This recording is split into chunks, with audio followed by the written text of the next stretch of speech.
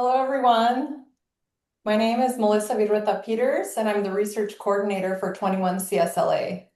I'm here with you today as the proud daughter of Mexican immigrants, and I'd like to welcome you today to our research practice webinar entitled School and Community Leadership in an Age of Escalated Immigration Enforcement. Thank you for joining us.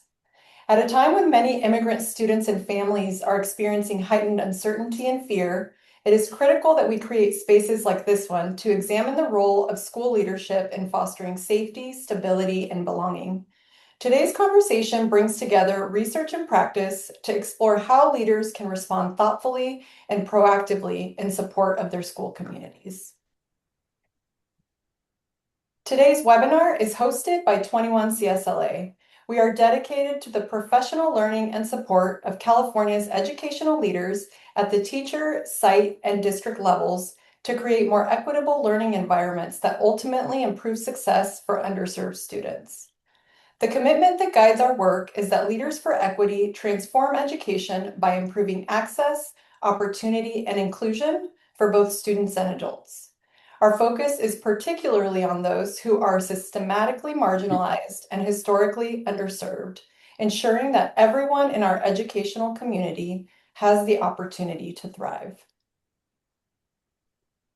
21 CSLA is a project of the California Department of Education, the California Collaborative for Educational Excellence, and the State Board of Education. Before beginning today's webinar, we would also like to acknowledge the land that we occupy. In our active dismantling of the oppressive and erasure effects of colonial structures, we would like to acknowledge that today's webinar takes place on the land which the University of California at Berkeley occupies, the territory of Huichin, the ancestral and unceded land of the Muwekma Ohlone peoples. We recognize and honor the continuous presence and living history of Indigenous peoples. I would now like to introduce you to today's webinar host, Dr. Jabari Mahiri, Chair of the Leadership Board of 21 CSLA and Faculty Director of the Berkeley School of Education Leadership Programs. Thank you, Melissa, and welcome everyone to our 21 CSLA Research Practice webinar. We're so grateful to see such a strong participation. It speaks to how urgent and relevant this conversation is. Today, we're centering our discussion around a critical leadership question. How can school and community leaders sustain safe, inclusive, and trusting learning environments amid escalating immigration enforcement? The question invites us to consider how national policy climates show up locally in attendance patterns, in student well-being, in family engagement, and in the daily work of principals and educators. It also asks us to think about what responsive, equity-centered leadership looks like when schools are navigating legal uncertainty alongside their moral commitments to students and families. We're honored to feature a researcher whose work helps us understand these dynamics at a national level. Please welcome John Rogers to the spotlight. John Rogers is a professor of education and associate dean for research and public scholarship in the UCLA School of Education and Information Studies. He also serves as director of UCLA's Institute for Democracy, Education, and Access. Rogers studies issues of democracy and education and has written widely about the role of students, parents, and school leaders in educating toward a multiracial democracy. His current research examines the effects of political conflict on public education and leadership strategies for responding to this conflict. Professor Rogers' research is regularly featured in local, state, and national media, and he produces a weekly newsletter entitled Just News that highlights important issues related to education and social justice. He's the co-author of Learning Power, Organizing for Education and Justice, the co-editor of Public Engagement for Public Education, and Joining Forces to Revolutionize Democracy and Equalize Schools. John Rogers is the recipient of the American Educational Research Awards Presidential Citation. He received his PhD in education and his BA in public policy and African-American studies from Princeton University. John, we look forward to hearing your insights. Welcome. Thank you, Jabari. and thanks to the whole CSLA team. The CSLA community is one of the most powerful learning spaces for educators in California, and I'm very proud to be connected to its important work. I'd like to start today with a note about why I'm doing this research. California public schools enroll almost 6 million precious children and youth who, through their diverse identities, languages, and life experiences, embody extraordinary potential. 1 million of these young people live in homes with at least one undocumented parent. Our state's educators have a moral and civic responsibility to provide rich opportunities for all public school students to enhance their creative and intellectual capabilities and foster their respect for and deep connection to one another and the land that sustains us. The education that builds towards a diverse multiracial democracy is a shared public good, but it can only be accomplished when each and every student feels that they are safe, cared for, and valued members of their school communities. Unfortunately, as we come together today, federal immigration policies threaten these very conditions. In December 2025, my colleagues and I, no, go back, yeah. In December 2025, my colleagues and I released a study, The Fear is Everywhere, highlighting findings from a nationally represented survey of U.S. high school principals on the effects of immigration enforcement. Principals across every region of the country noted that enforcement efforts were creating fear in their school communities. When we released our study, our finding about the pervasiveness of fear came as something of a surprise to many reporters I spoke with. But that was before Minneapolis. We're now in a very different moment. And so I'm hoping today to use our study as a springboard for speaking to some larger issues. Next slide, please. Today's talk explores two questions. First, when the fear is everywhere, what lessons are and are not being learned? Second, are there alternative, more hopeful lessons that might be learned in this moment? Next slide. Over the last decade, I've conducted a series of national studies examining how the broader social and political environment are shaping life in America's public schools. Last spring, my colleagues and I decided to explore how various dynamics were affecting the capacity of U.S. public high schools to support the learning and well-being of young people. One of the core issues we chose to examine was the effects of immigration enforcement. We conducted an online survey between June and August 2025 with 606 high school principals whose schools are representative of all U.S. high schools generally. The survey included questions asking principals about the possible impact of immigration enforcement at their school. The survey also questioned principals about possible actions by school staff to meet the needs of students from immigrant families. In addition to the survey, we conducted 49 follow-up interviews in July, August, and early September with a cross-section of principals who participated in the survey. Next slide. More than 70% of the principals we surveyed reported that students from immigrant families have expressed concern about their well-being or the well-being of their families. Remember, these are findings based on what principals experienced in the first few months of 2025. Certainly, the proportion of principals responding yes to this question would be much higher now. But even then, principals from every region of the country, from cities, suburbs, and rural areas, from red and blue political districts, reported that their students had expressed concerns. Next slide. Let me give you a sense of what we heard. A principal in Wisconsin shared that he learns about what students are thinking when he goes and sits at their lunch tables. He told us, "You hear things. So when a kid says, yeah, I'm a little worried, and yeah, I don't really want my mom and dad to go out drive right now because I don't know what's going to happen." Or you're sitting at a table with kids and you're just chatting about life in general. And one of the kids looks to the kid next to him and says, "Just make sure you have your ID with you." To pretend it's not impacting our students would not be a truthful statement, because it does. Next slide, please. And a Massachusetts principal told us, we've seen the negative impact of the increased ICE presence and negative rhetoric around immigrants. Hardworking families who've been in our community for years have been torn apart by family members being taken from their home or on the street, ICE agents using intimidation tactics around the school, staff getting involved in taking students home or supporting them while their family struggles, students staying home for fear of coming to school. There is something just so fundamentally wrong about this. We continue to strive to make school a safe place where all students can thrive, but this task has become increasingly challenging. Next slide, please. Fear is destructive and harms the well-being and development of young people. Full stop. But we must also ask, what is being learned and not learned as a consequence? Next slide.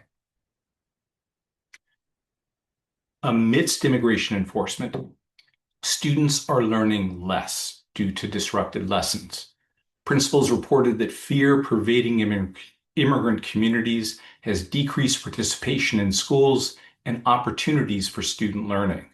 A majority indicated that immigrant parents and guardians left the community during the last school year.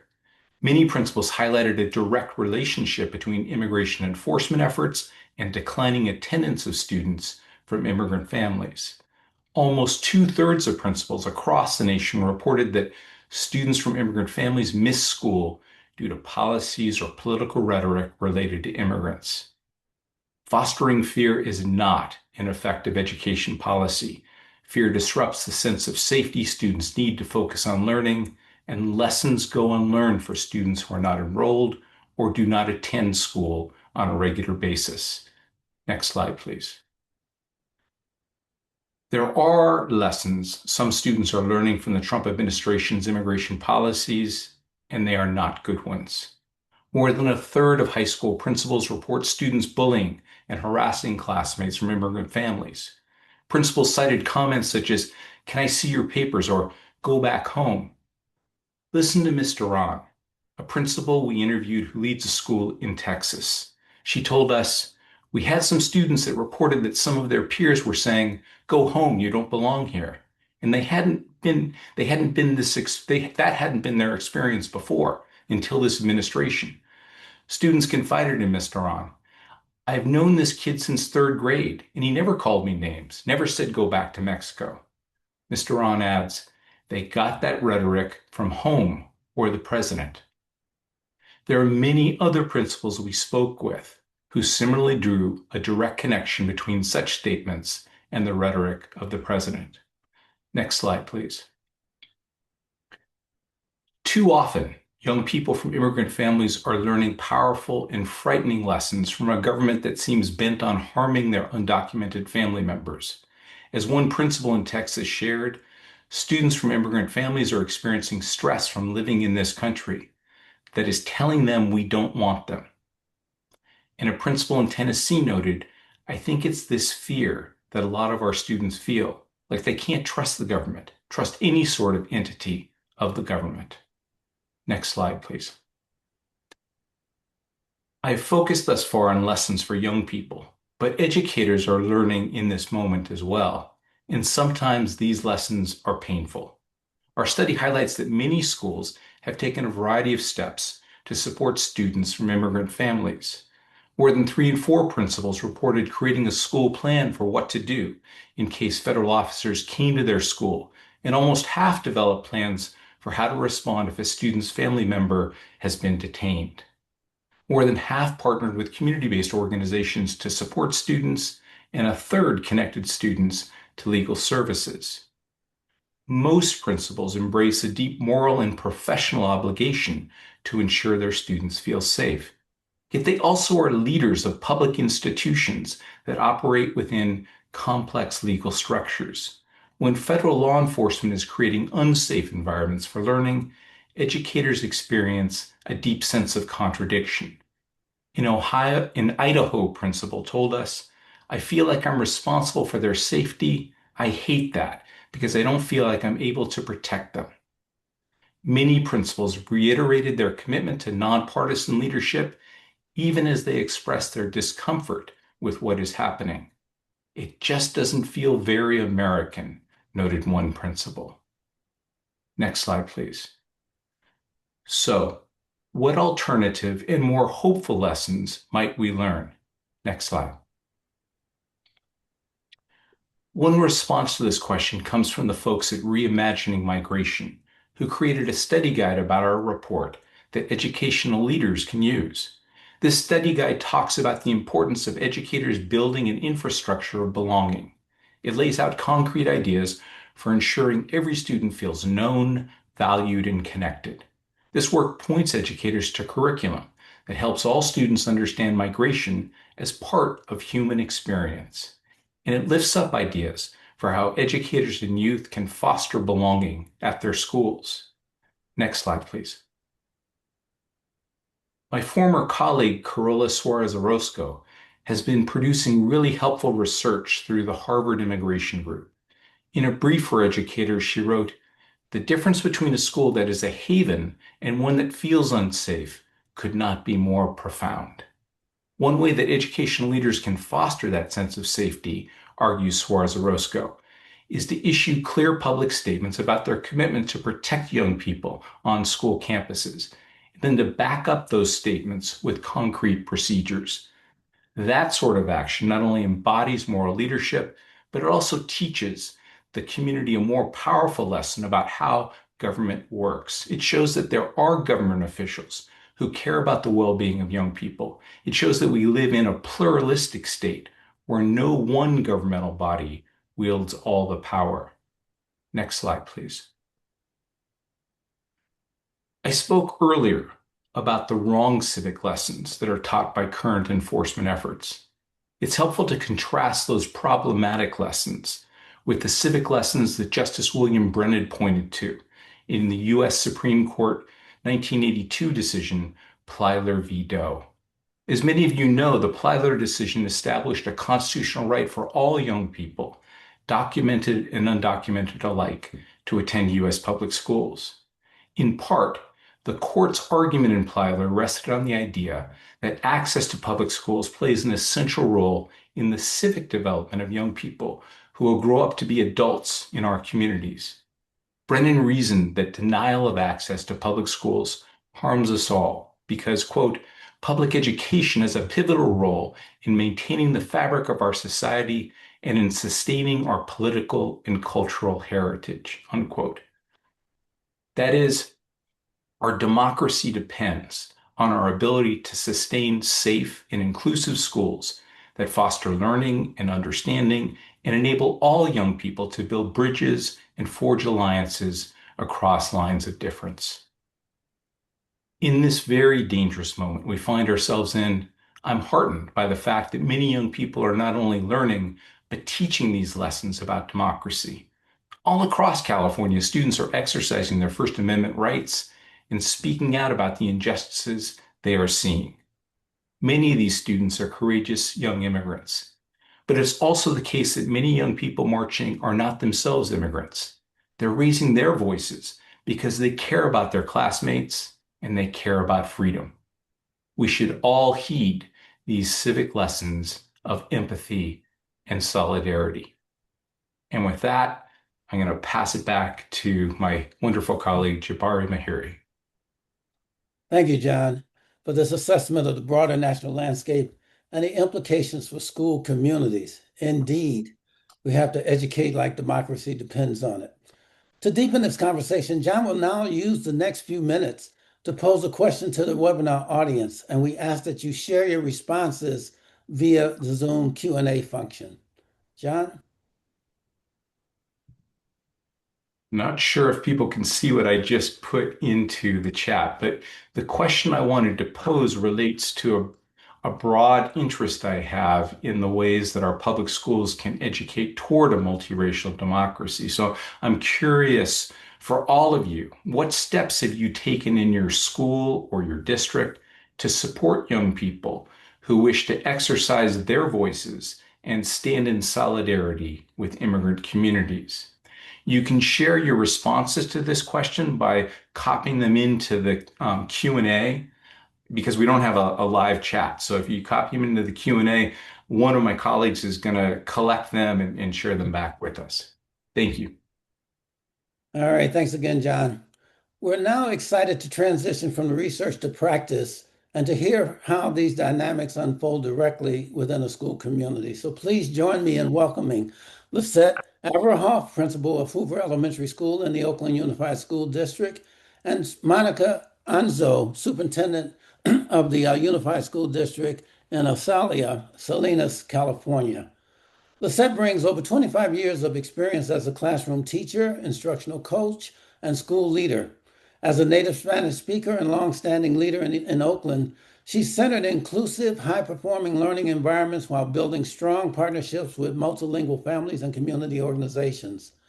Monica has spent her entire education career at her unified school district, starting when she earned a teaching credential from California State University, Monterey Bay, and she served as in multiple roles, such as bilingual teacher, newcomer teacher, program manager, site principal, director of curriculum and instruction, and director of intervention and enrollment at the district level.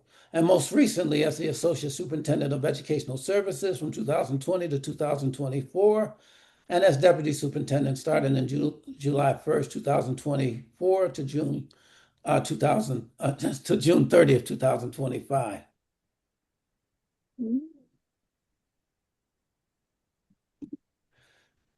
So, Lissette, as a site leader, I'd like to ask the first question to you. What guidance would you offer other principals who want to leverage community strengths to lead with clarity and compassion in this climate? Hi, good afternoon, everyone. I'm Lissette Averhoff. This is my 8th year as a principal at Hoover.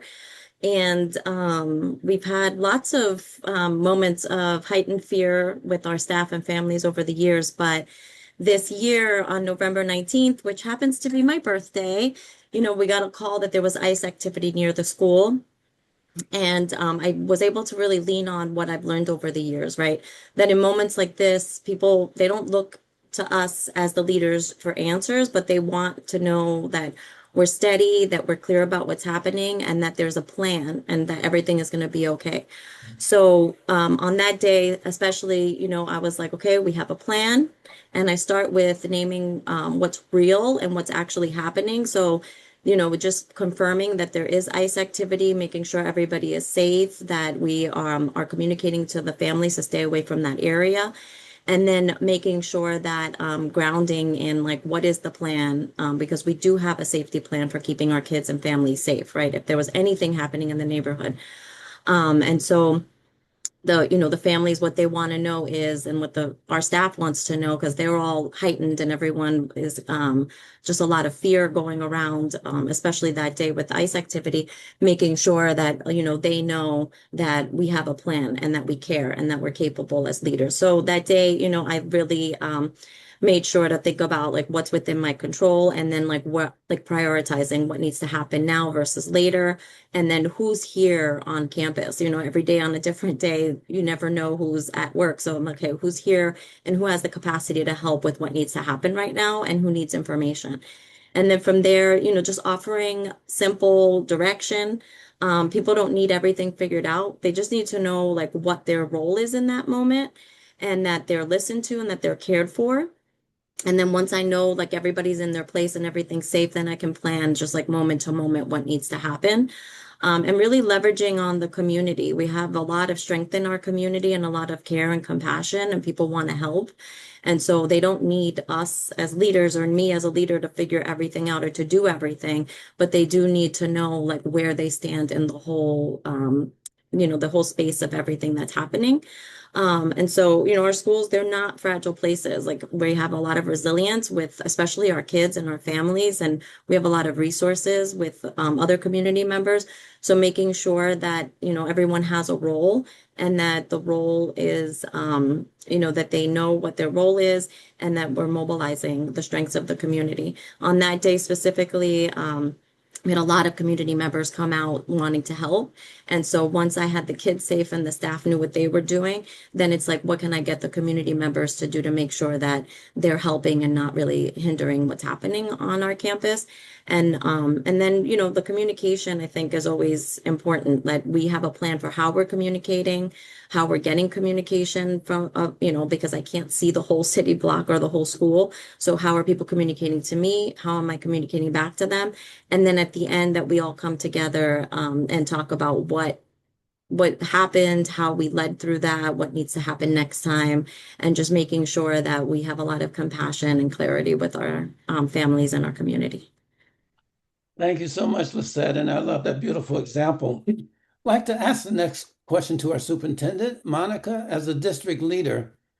When resources are limited, how do you make equity-informed decisions about where to focus time, staffing, and support in moments of heightened fear or instability? Thank you. Thank you for the question. So just to give everybody an idea of where I serve the Alisal Union School District. It is a TK sixth grade school district. So we are elementary. We're on the Central Coast. If you've heard of Salinas, we are the salad capital of the world. So our families are agriculture families. So most of our families we know we have mixed status households. We make sure we know that information. So when we talk about our resources and where we want to make sure that our families are served with what they need, is we focus on that psychological safety. We want to make sure our families trust us and they feel safe. I think some of the quotes that were shared through today's presentation, we know it's happening. That's the reality. They live in that reality. But how do we become that safety hub for them? So we make sure that we know our families are mixed status. They will not come out of fear. They will not come out and get resources. So how do we get to them? We have indigenous families.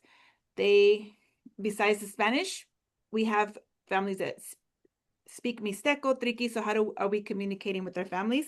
And then making sure we understand our seasons, right?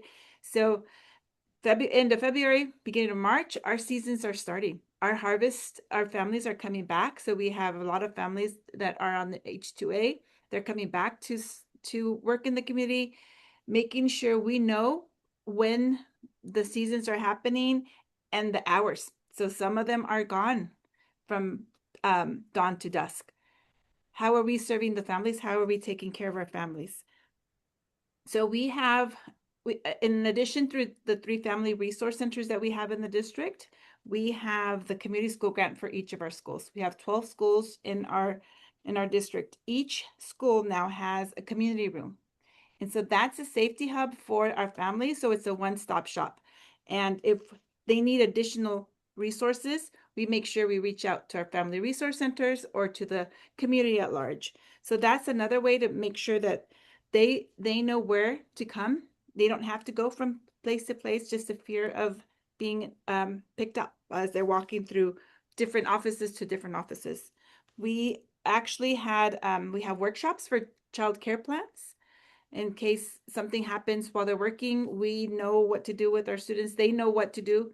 So we have that. We've done that for our families. We have our child care plan workshops. In addition to just as the principal Lissette was speaking earlier, we have our safety plan that requires for us to have something for immigration in case they do come to the school. In case something happens, our safety plans have that component.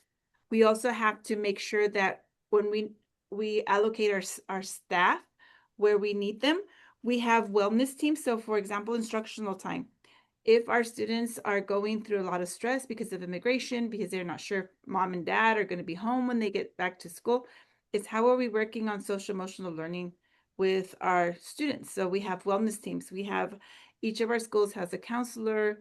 We have our social workers that come and support our students and our staff. Our teachers, we also make sure that we have in our family resource centers with our community rooms now, how do we make sure we bring food to them?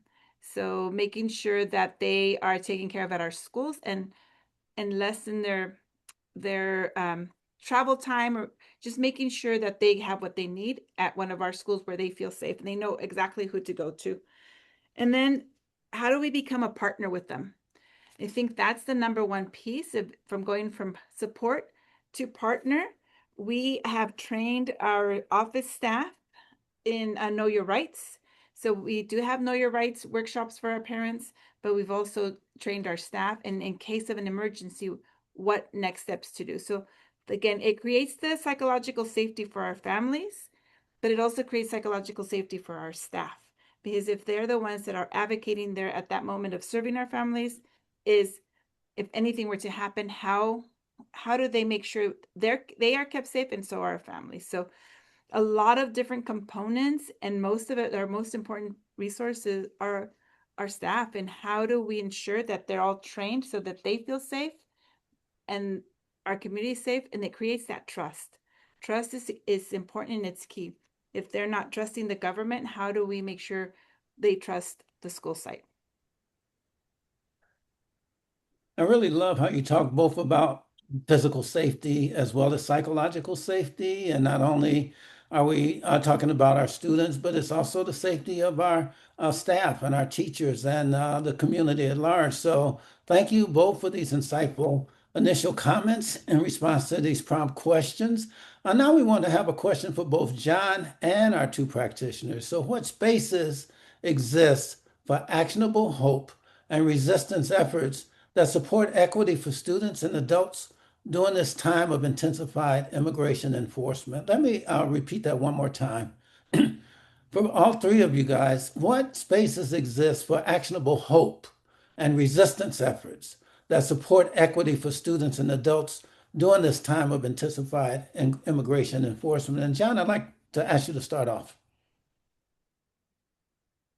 What I'm struck by in listening to Principal Averhoff and Superintendent Anzo is the spaces that exist between the school and the community, these spaces that we create together and collectively that enable our schools, whether they are official community schools or not, to be community schools in that deeper meaning, in the sense that they are building community and that they are tapping into the knowledge and experiences and understandings in the community, and then drawing upon the strength of the community to support the school itself. Thank you. Would someone else like to take a response to that question? Monica or Lissette? Who would like to go next?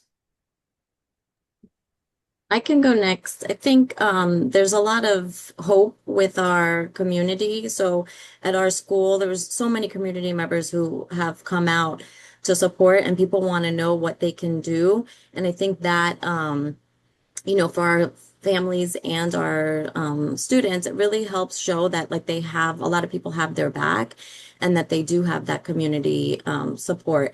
And so like we have a foot patrol now that's like out around the neighborhood every morning at dismissal and at in the morning and at dismissal.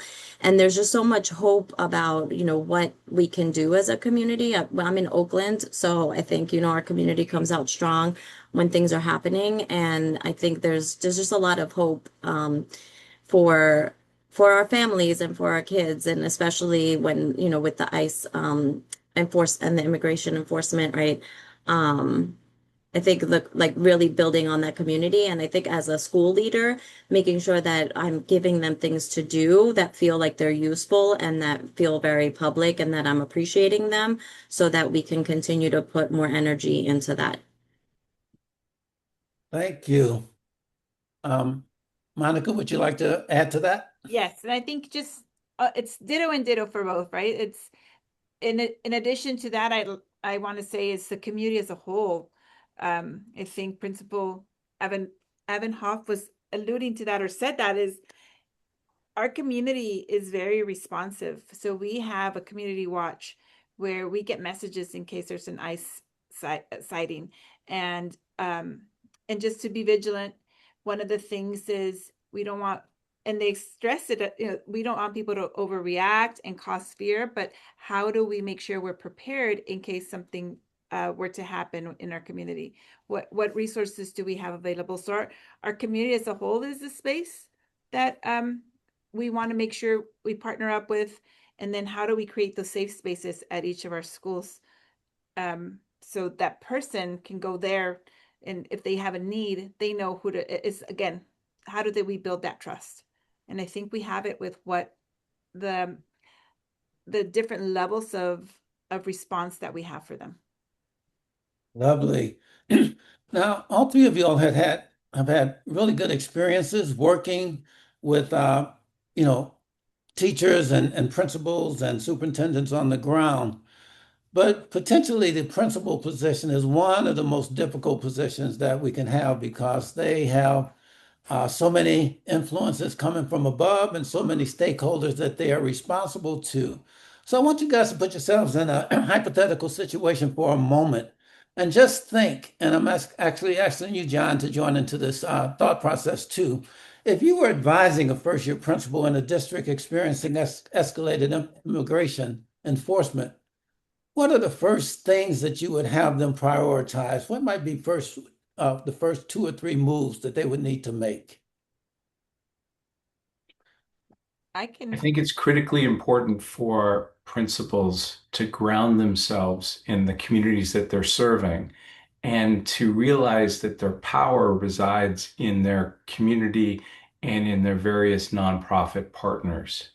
The more relationships that principals have and the deeper relationships that principals have with various different community organizations, the better they're going to understand the dynamics in the community, and the easier it will be for them to reach out to community partners to ask for help and assistance.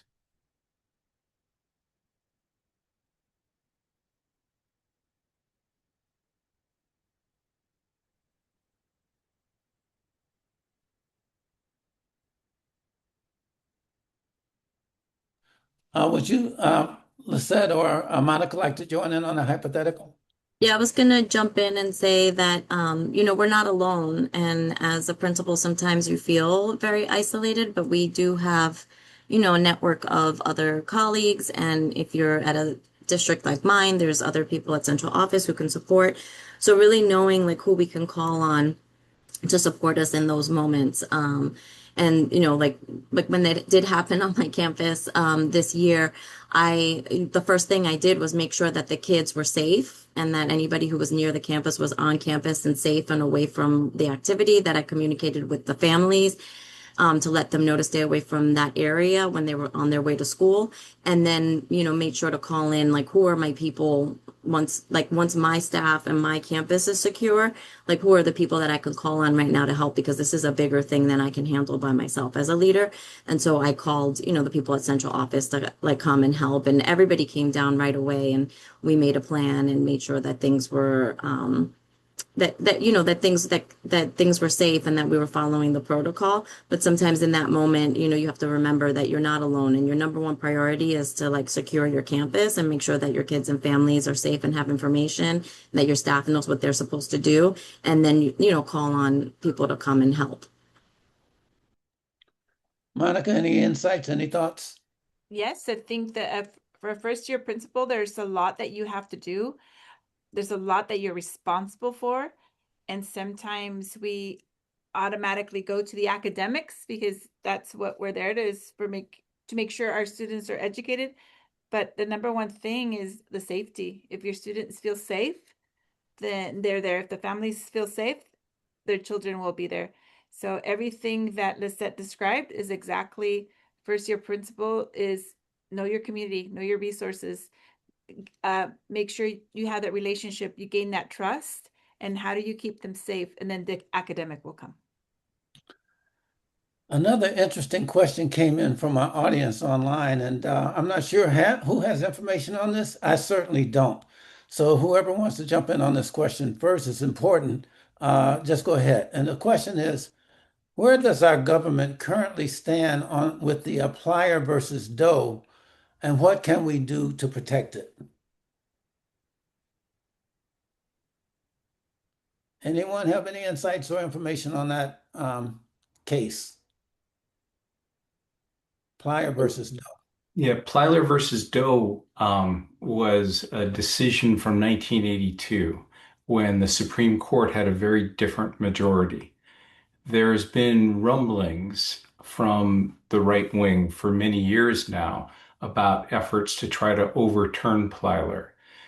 Those rumblings have grown louder in the last couple years, and it is possible that a case would make its way before this court, and it's not clear what this court would say.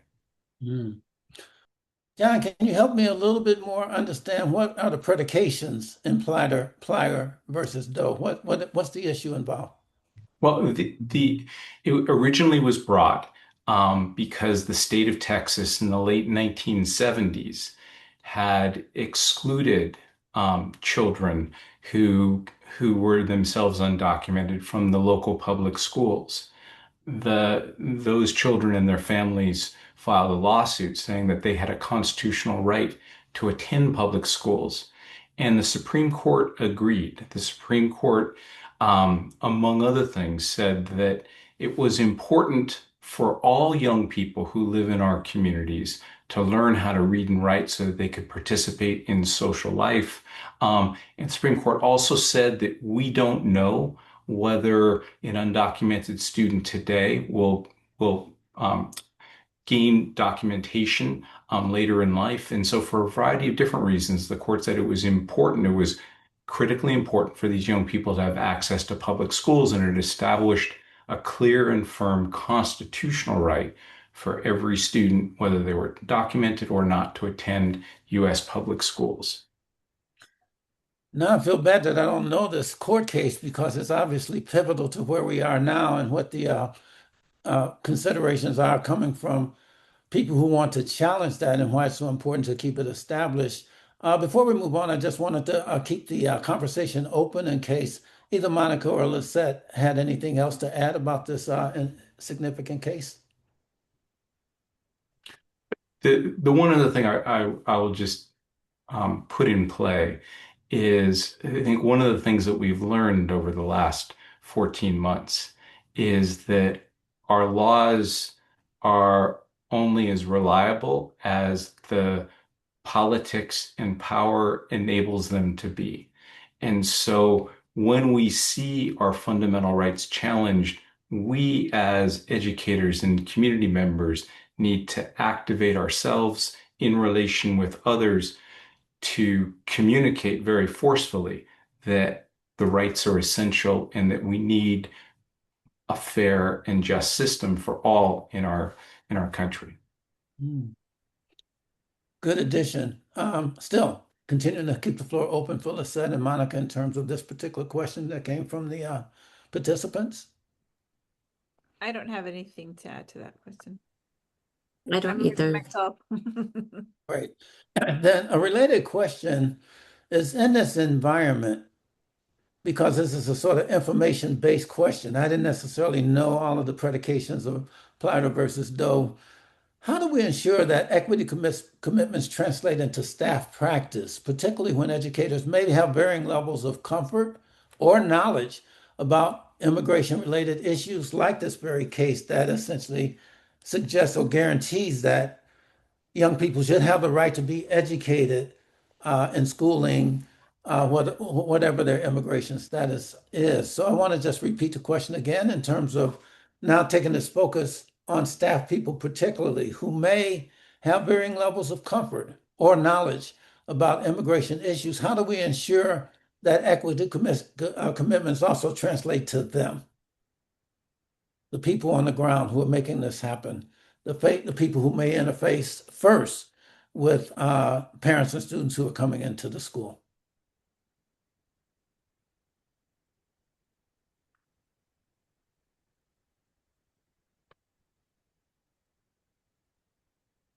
Anyone want to take that one up? I can try. I think Okay. the most important thing for our staff and for the at the district level is to ensure that our staff at the sites have the knowledge, understand what resources we have, so that when families and teachers, especially in elementary school district, is teachers are the first people that the parent will go to if there's an issue, right? That's who they're going to go seek, because that's who they connect with the most. So ensuring that our staff might not know everything, but at least know where to guide them. This is who you can ask. This is where we can go, right? And how to be sensitive to the needs of our families.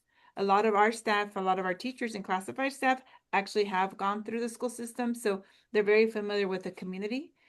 So that's a big help. But to those that are new to our community, is how do we educate them to know what we have available and how we support our families and create that partnership so to keep them safe. So let me ask a quick sub question, not necessarily to you, Monica, but to anyone who wants to answer on the panel. Since you talked about staff needing to be aware of what the resources are that are available, what are some of the resources that are available, say at the school site level, at community hub level, at the district level, et cetera, to facilitate everyone who needs to know what is available in the way of resources can get that information or those resources? Again, anyone can jump into this part of the discussion.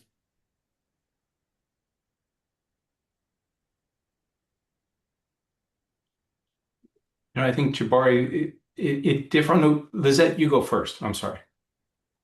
Oh, it's okay. Yeah, I was just gonna say, like for us, our front office staff and our family liaison are really important roles at our school. We also have the community schools grant, so we have a community schools manager. And so I think like for families to know that, their teacher is there for them, but the teachers know too to like give that to direct them to the office. And then when they're in the office, we have resources that we give them. I think an important thing is making sure that we know what we can offer and what we can't, and being really clear about that. And then, like connecting them to the resources that we do have. But I have, my office staff, my secretary and attendance clerk, they have a lot of strong relationships with the families. And so building that trust, and for families to know that they can come and ask them if they ever need anything, and that they'll direct them to what they need is also crucial. And John, you had something to add? I was just going to say that the resources that reside in the community differ so markedly across different spaces in the state. So in Oakland and in parts of Los Angeles, we have immediate access to immigration rights lawyers. That's less true in other parts of the state.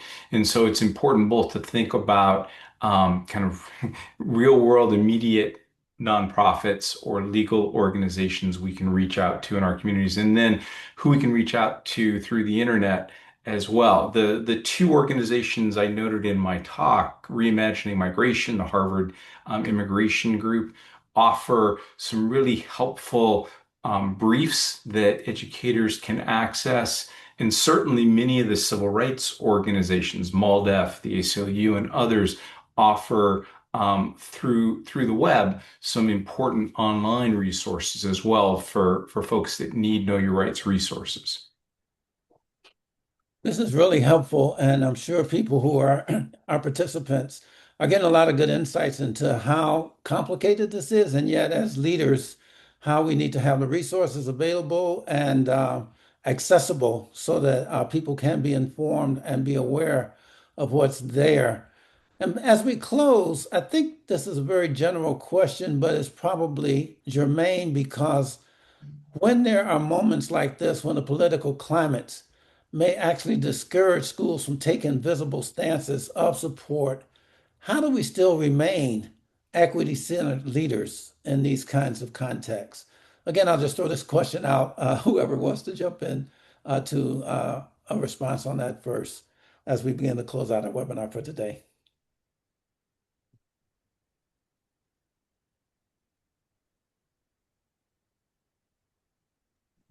I would say just making sure that we have compassion, that we listen, and that we are supportive, and that we offer families, staff, and students clarity and care with everything that we do.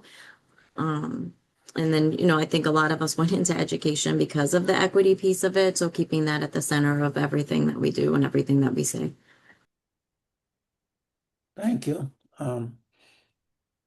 Monica, anything else you want to share?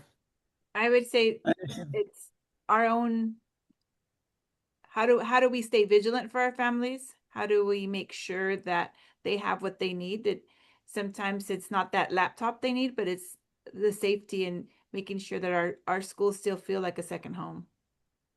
Mm, thank you. And John, we'll let you close us out on that same question, even though you've already made some good comments about it so far. But anything else that you would like to add? I would add that it's possible for educational leaders to act in ways that build civic capacity and yet do not seem like you're acting in a partisan way. It's super important for educational leaders to be serving the entirety of the community. And we work in oftentimes really diverse communities where people have different political beliefs. But we can center, as Principal Averhoff was saying, we can center our equity commitments and we can try to build civic capacity by encouraging educators and other staff at our school to be in conversation with others in their community about civic and political life. We can play a role ourselves in trying to solve problems in our community and encouraging our staff to do the same. And we can encourage our students and families to participate in that process as well. Public schools should be places where we're building that civic capacity. I love that. And that's a great place for us to move toward closure because we have a colleague, new professor, assistant professor at the School of Education, who's written a book entitled Subtle Webs. And it really gets at exactly what you were just saying, John, that we're not operating alone as schools. We're part of a network of interconnected uh, organizations and interests. And if we think of our work as being able to sort of be rhizomatic, going through all of these, shoots and stems that really uphold the way information can flow back and forth between different entities in our community, then that makes us stronger because it's not just coming from the schools. It's not only the role of the schools, it's also the role of community organizations and churches and other spaces to have a sort of unified front, both in terms of helping people be aware of the imminent dangers of these significant times, but also spaces for resources to bring to the community and to our students, the most vulnerable ones being our students, the kinds of support and resources that are needed to really circumvent and move against these ways that this moment in time has made life and learning in schools very intense. So I want to thank you all for sharing your insights and experiences. Today's conversation reminds us that escalated immigration enforcement is not only a policy issue, but it's a leadership issue also. And schools remain one of the most trusted public institutions in many communities, and the actions leaders take can either reinforce fear or cultivate safety and belonging. So, as we conclude, we want to invite you to reflect on how leadership in your own context can proactively support students and families during times of uncertainty. And please take a moment to share your reflections and feedback through the link that was provided in the chat. And thank you for being a part of this final conversation. And I also want to just say that we want you to be aware that 21 CSLA also has a podcast, that a new podcast has just dropped by Professor Travis Bristol, that's on sort of reconfiguring whiteness, and it's like a argument for a new way of thinking about hope. So check that out also. And again, thank you for joining us now on 21 CSLA's Research Practice webinar. Have a good afternoon.